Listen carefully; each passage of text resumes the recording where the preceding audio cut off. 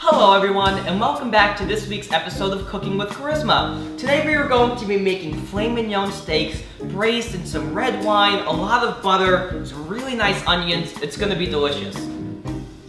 In a bowl with 1 cup of brown sugar, add about a teaspoon of garlic granules, a teaspoon and a half of paprika, oh, that's curry. Don't add any curry. Some basil, a little bit of cayenne pepper, a teaspoon, some parsley,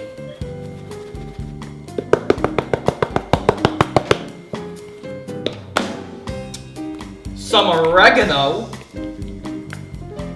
Put in a little bit more oregano than everything else. So this is like my favorite spice.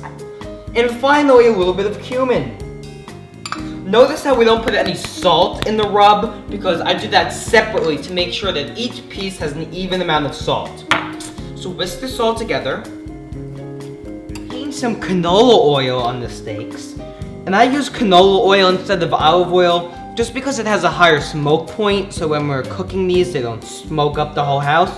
But you could use whatever you want. It probably doesn't even matter. Okay, so just get on some canola oil each side. Don't be cheap, it's like $10 a bottle.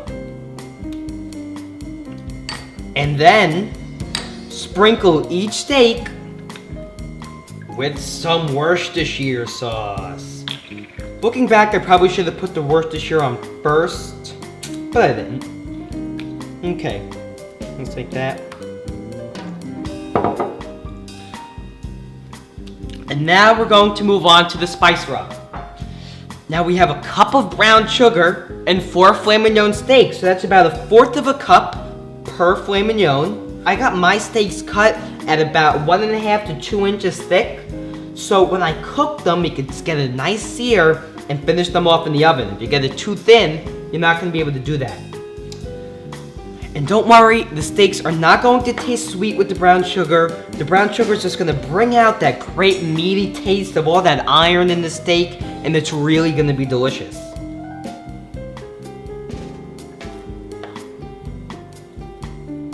So let your steaks marinate for 10 to 20 minutes so the flavor of the rub seeps into the meat and you can really taste that brown sugar.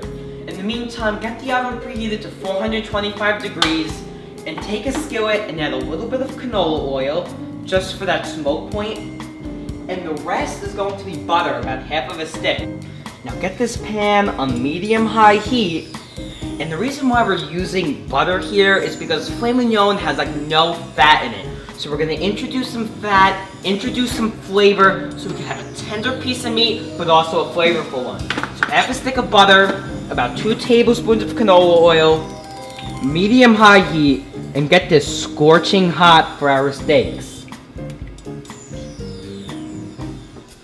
So dry off the filet mignons that's been marinating for 15 minutes.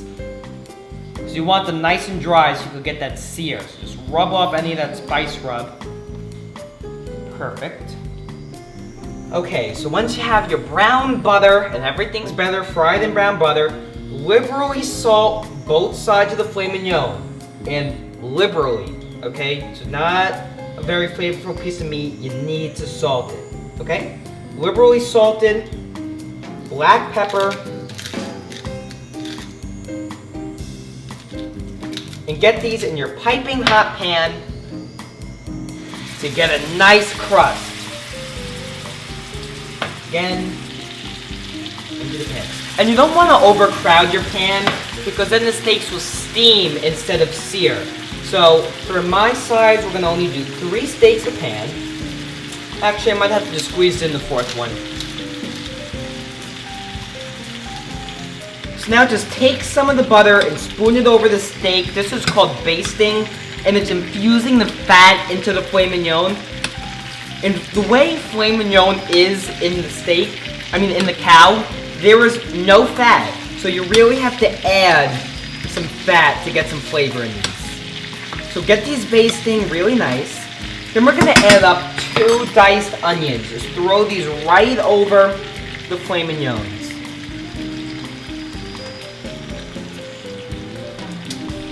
And they're gonna finish in the oven, so you don't need to sweat them because they're gonna cook in the oven. Right over. Give this a hit of Worcestershire sauce. Give this a pinch of salt, because remember we salt every component of the dish. A little bit of crushed black pepper, freshly ground. Okay, let me check on my steaks. Could use a little darker. This is the only time you could get a sear, because they're finishing in the oven, so you really don't want to skimp out there. Add a little bit of red wine to the pan, probably about half of a cup. And that red wine flavor is really going to seep into the meat. Now take some more butter, right on top of the filet mignons.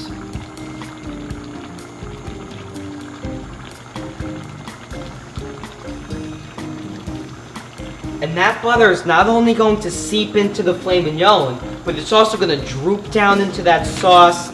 It's really going to be something special. Okay, so now we have that. We're going to get that into our preheated 425 degree oven until we're at medium rare doneness. Now that's probably only going to have to cook for like 5 minutes, because since there's no fat, filet mignons cook super fast. And you don't want a well done filet mignon. Nobody, that's gross. Now when your steaks come out of the oven, they're going to look amazing, they're going to smell amazing, and you're really going to want to eat them. But don't, because you have to let them rest for at least 15 to 20 minutes.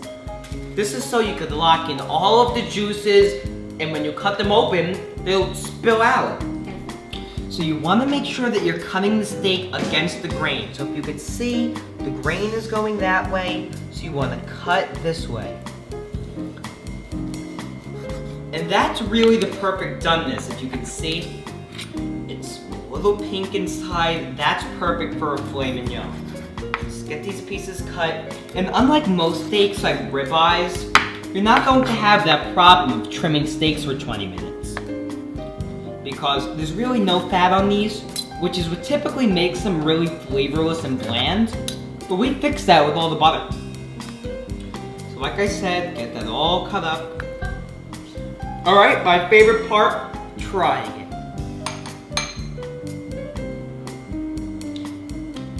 Wow. You know, there's something about filet mignon. It's so tender. It's usually really dry and flavorless because there's no fat. But in this, it's so moist. There's so much flavor. It's sweet, it's salty, it's briny. It's really just incredible. I hope you give this a try.